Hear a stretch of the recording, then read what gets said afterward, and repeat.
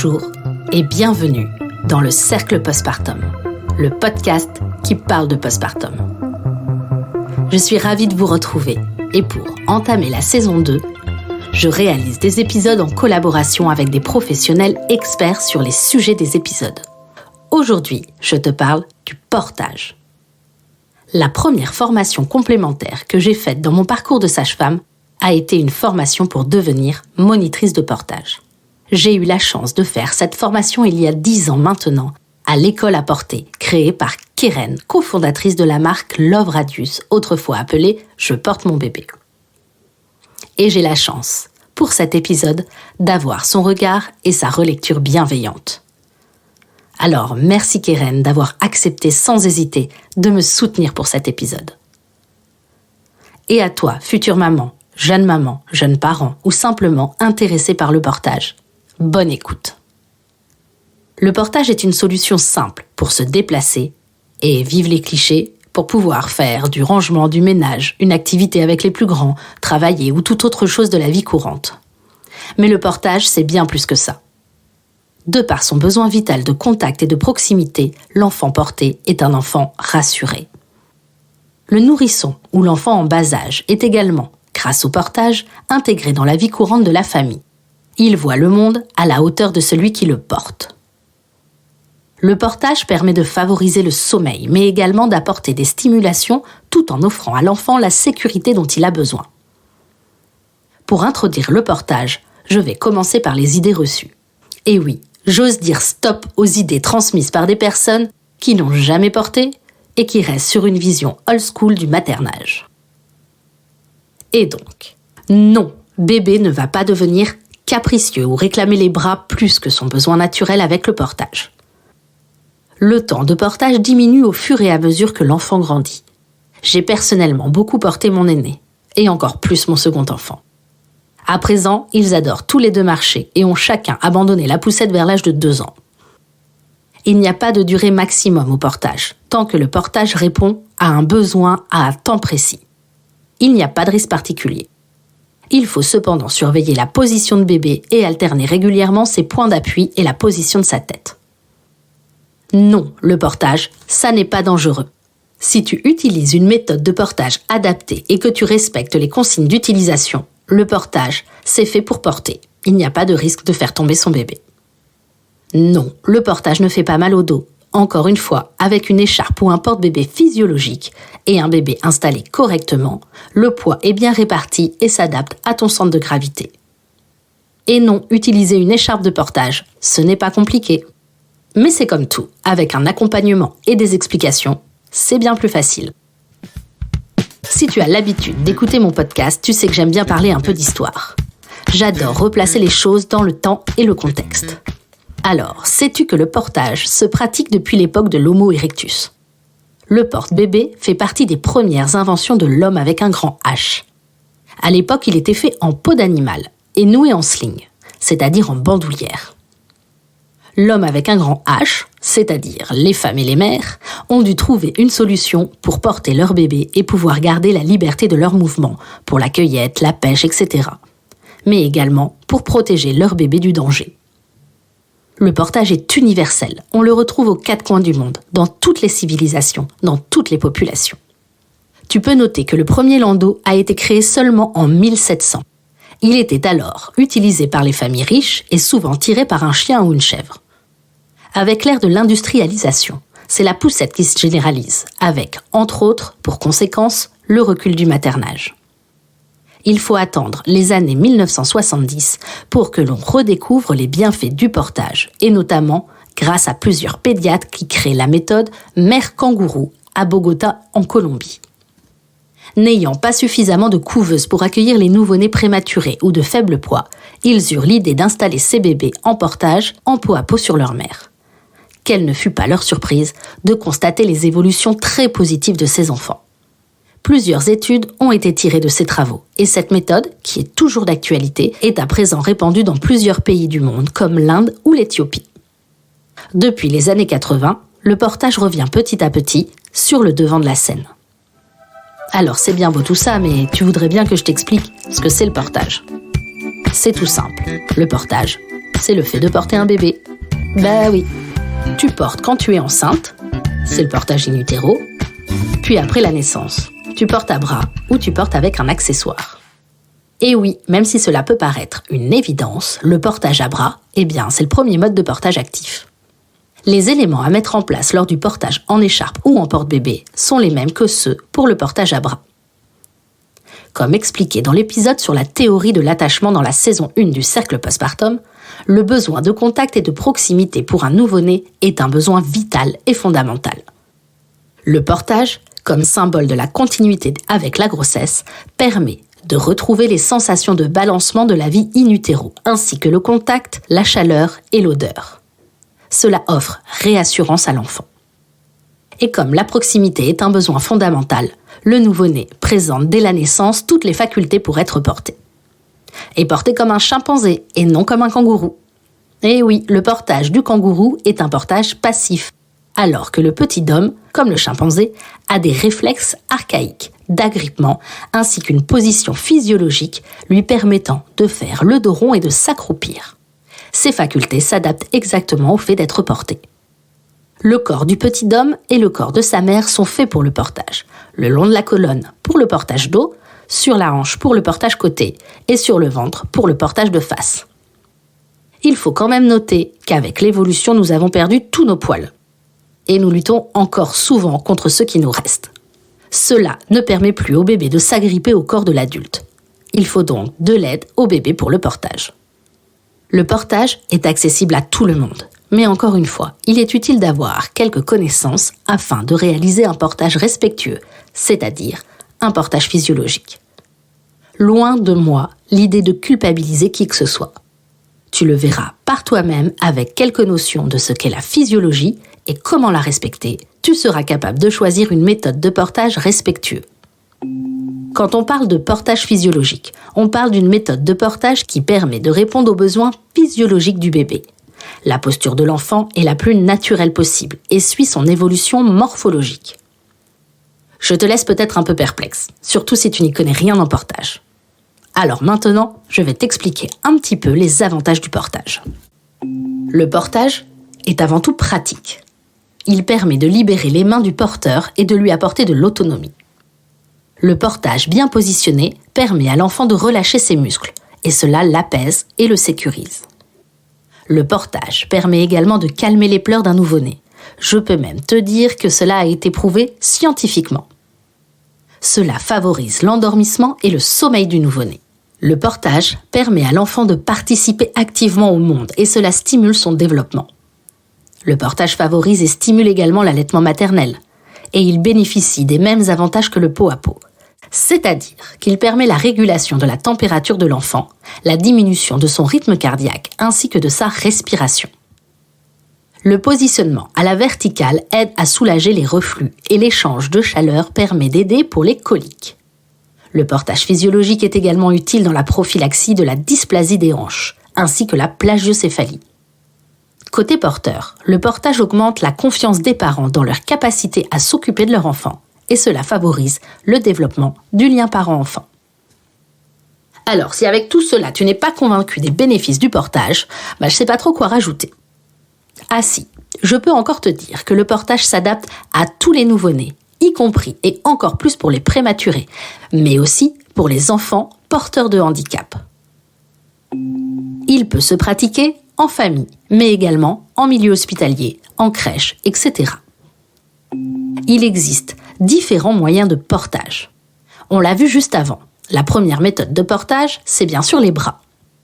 Pour tout ce qui est portage avec un accessoire, c'est comme tout, il y a des avantages pour certains et des inconvénients. Je te parle en premier des écharpes. Il existe 2 types d'écharpes de portage. Les écharpes tissées, qui s'utilisent à partir de la naissance et jusqu'à 20 kg. L'avantage de ces modèles, c'est leur polyvalence. Il est possible de réaliser différents nouages et elle permet tout type de portage, face, côté, dos. Les points négatifs, c'est qu'elle nécessite une certaine dextérité et un bon apprentissage pour savoir l'utiliser correctement. Il y a ensuite les écharpes de portage extensibles. Personnellement, ce sont mes préférés. On les utilise dès la naissance jusqu'à 15 kg environ. L'avantage, il y a un nœud unique qui te permet ensuite de faire différentes positions pour le portage face et côté. Elle peut également être utilisée en portage dorsal. La sensation est très agréable, cela fait comme une seconde peau et elle s'adapte à toutes les morphologies.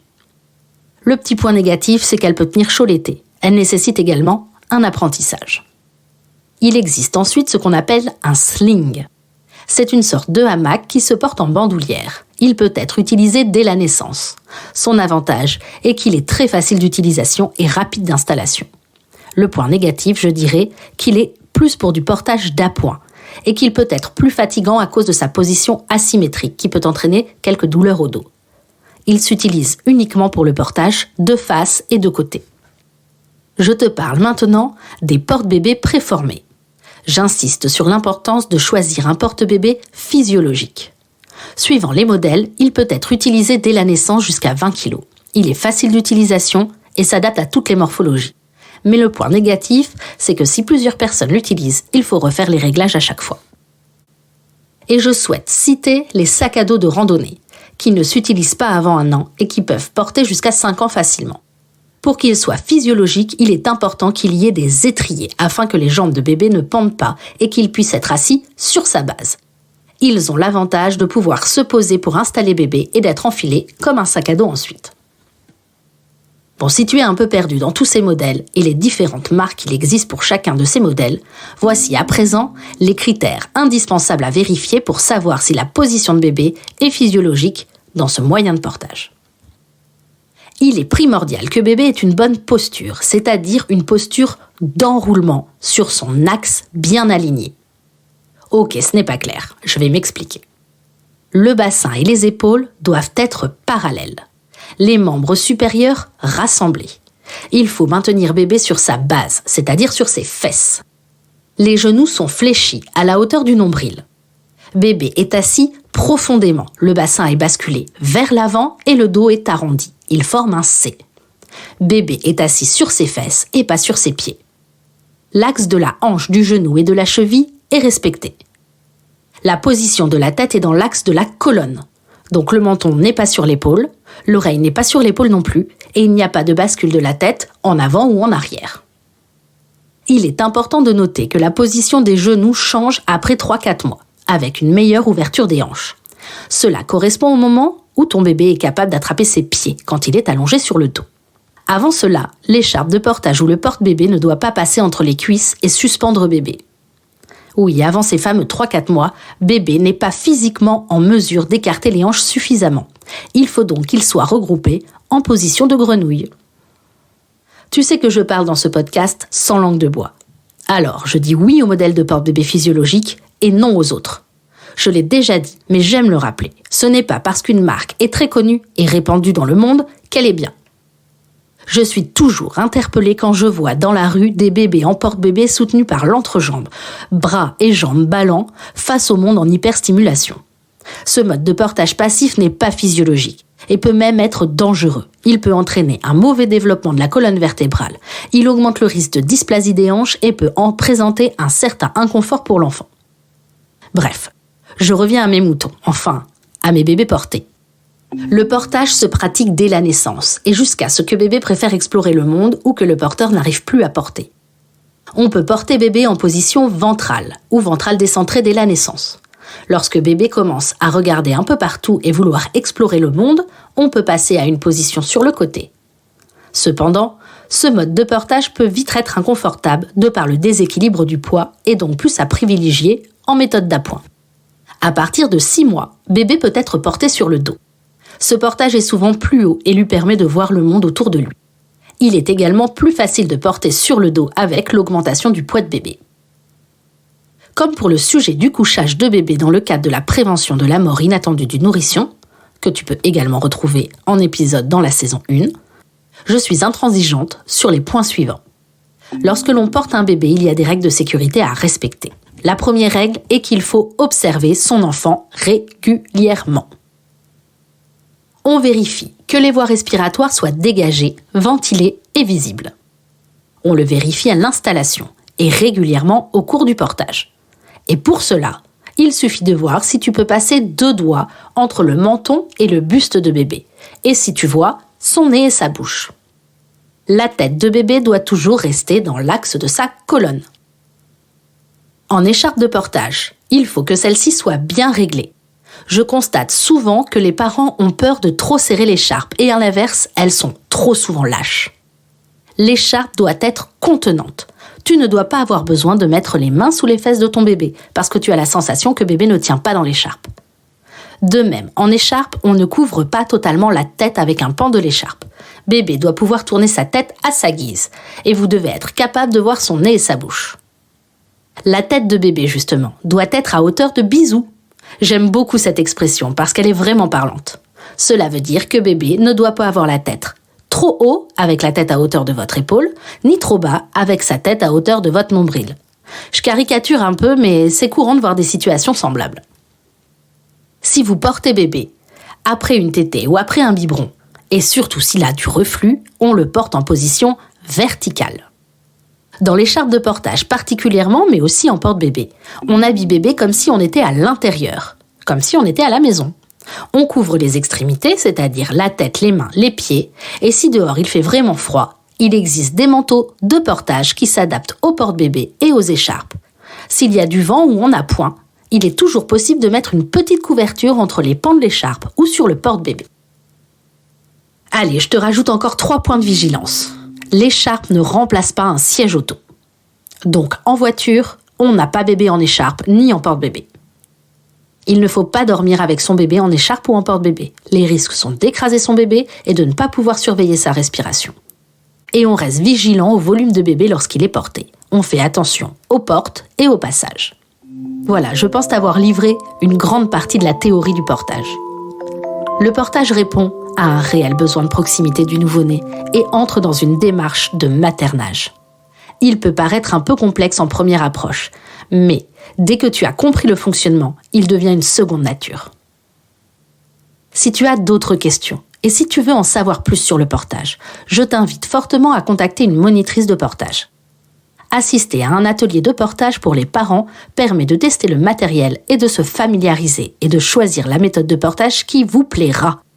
Il existe de nombreux tutos et vidéos sur le net qui pourront venir en soutien, mais si l'univers du portage ne t'est pas familier, l'atelier reste l'option numéro 1. Je ne fais jamais de publicité dans mes épisodes, mais une fois n'est pas coutume.